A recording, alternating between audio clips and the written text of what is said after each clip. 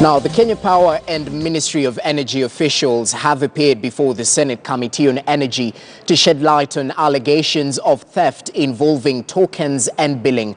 The Cabinet Secretary for Energy, Charles Kater, did not show up. Kenya Power insists variation of charges might be due to pending obligations such as connectivity loans. Let's cross over and listen in. We have talked about 35 million that was irregularly generated for the tokens. 35 million. Kenya shillings, 35 million worth of tokens that was regularly generated. Yes. Now, when we did the investigation, it came out very clearly that this collusion, there was a collusion between our staff who took advantage of, they abused their responsibilities and their rights in the system to generate tokens and sell to customers. Now, we talked to these customers, and all the customers confirmed that actually they were aware and they were part of this fraud. And that is why we requested that this amount is recovered from the customers, because they were part of it. Thank and you. You have those customers? Yes, I have the list. We have the list. We even have statements from the customers themselves. And if I may ask, the total how much? Are they the mama bogas we are talking about, or they are the guys in Italian suits in town? Actually, most of them are ordinary Kenyans. Chair. Most of them are Italian ordinary Kenyans. Chair. About 2,000, 3,000, that kind of. Chair, I want us, now that they have opened that door, I want us to listen to this. How are these customers benefiting from the fraud? Who was being defrauded? I'm a customer, I pay you 3,000. How do I benefit from that fraud? I know you lose money as KPLC, but me as a customer, how do I benefit? Okay, the way the customers were benefiting is that when the tokens were generated and when they were sent to them, the amount of tokens that they would have ordinarily gotten were higher than what they should have gotten. Like, for example, if KPLC was giving out a token worth 3,200, the customer would get the same for 1,000 shillings instead of 3,200. So actually, the customers were reducing their cost of buying the tokens. So that's how. Advertise that you are selling discounted tokens. No, these are the fraudsters who are advertising. Okay. No, you still on that. So a customer pays 1,000 shillings for something 3,000. So you say that the customers were involved in the fraud. Yes. How did they pocket the money? You see, a token that would ordinarily cost 3,200, they were getting at 1,000 shillings. How would a customer know if you meet somebody there telling you this is 1,000, it works, and you pay? How would I be involved? I want power.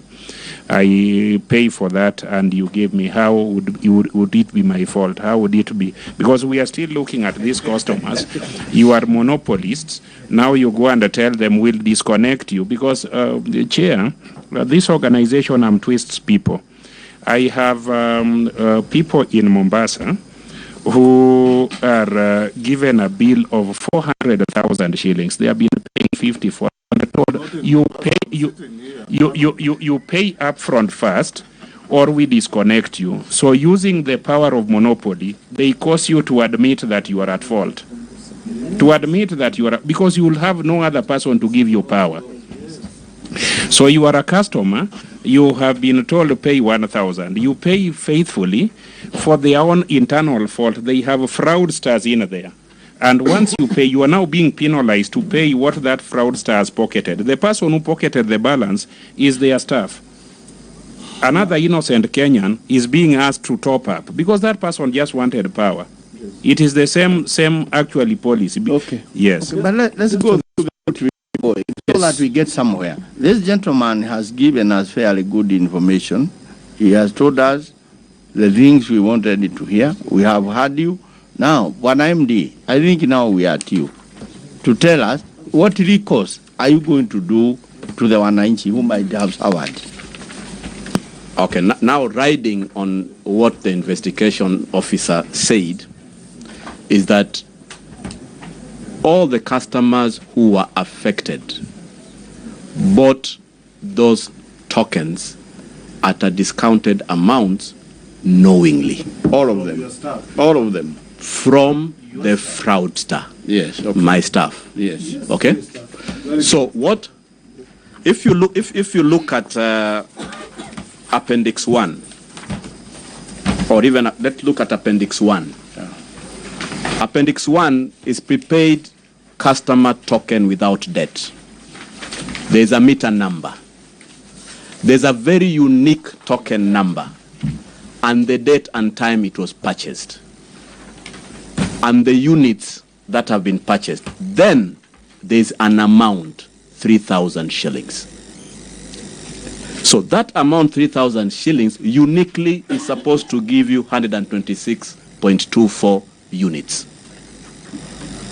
Now, this customer, knowingly that he's supposed to pay for 126.24 units, went ahead and got this token for 1,000 shillings. None of this amount of money came to KPLC. They went ahead, they used 3,000 worth of tokens in their homes.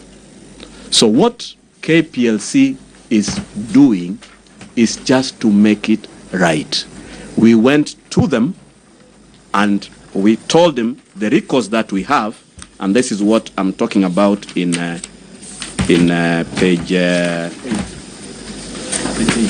8, that we actually went to the customers and we raised the concerns and we told them, please, this is the situation that you are in. You engaged in this, you can call it fraud. We as KPLC did not get a single of your cent, but you've used energy worth 3,000 shillings. So what we did is we just went ahead and debited that amount. Now, what we are saying, what other recourse does the customer have? And this is what we are saying is, under the new Energy Act, they can, if we don't come to a resolution, the customer can still appeal to the regulator, IPRA, so that he can be able to state their story. We as KPLC, we believed that we were getting the energy that was consumed rightfully from the customer. Okay. Go ahead. Yeah. KPLC is a monopoly. Yes. And as a monopoly, it has a stranglehold over customers, everybody. Are you telling me, Jared, that your officers go out there, sell discounted tokens, however fraudulent, in law, and my colleagues who are lawyers here, Ochilo and Susan, can tell you, the acts of your employees bind you.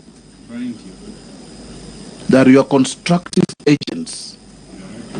And when that man from Steamer Plaza wearing an overall or something different walks out, he's actually walking out in the name of Jared Otieno, the MD. Yep. Whatever he does binds you.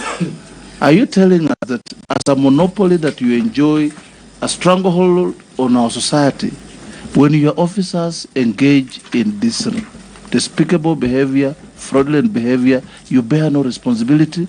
Instead, you now look for the victim to punish them even more. Chair, what I've heard the MD saying in simple English is that Kenya Power staff, which means you as MD, engaged in fraudulent activities, sold 35 million shillings worth of tokens, and that money was pocketed by staff of Kenya Power. And then after that, you now say that 35 million shillings worth of tokens was sold to Kenyans willingly at a discount price, and now you go back and penalize them. even people who did not even know. Here. It is, Chair. And I say, before you come, let me Chairman, I finalize. actually say that No, I'm on a point of order. Just relax. Mr. Chairman, we cannot let this go away. Okay. We have to make sure that these people take the responsibility. And one of my advice is this. This could be a Kenyan parastatal, but you're in business. You should behave like you're in business. The customer is always right. And in this case, you are punishing the customer who is right. Because not all the 35 million went to people who knowingly participated in that fraudulent activity. Now, if the information is correct, which this gentleman gave, and unless to the contrary, they said the 3,000 customers all admitted to have been in collusion with the staff. Is that correct? that is correct, And that's what you say? And we have statements. In that case, unless to the contrary, and just to shed light. no, I want these are not mama mbogas. Just hold on. In that case, if the customers are admitted and they were really in collusion with the Kenya Power, those customers, those 3,000 customers, then they were also responsible for whatever was happening. Chair, The other customers, let's not mix the two, yeah? That is not the correct position in the law. Yeah. If you had what Senior Counsel Wetangula is saying, and some of us with legal background will tell you, when KPLC comes to you and they are telling you they'll disconnect you, it's not an ordinary person coming to you. They have a gun over your head. You are just somebody who pays for 2,000. They tell you they'll disconnect you. They tell you that somebody that you consumed something by colluding with their staff, so you pay them. The person who stole their money is their staff. Yes. Remember, the money was stolen by their staff. Customer told you did not steal the money. All right, live pictures right there as the Senate Energy Committee continues grilling the energy officials, representatives of the Ministry of Energy, as well as KPLC, touching on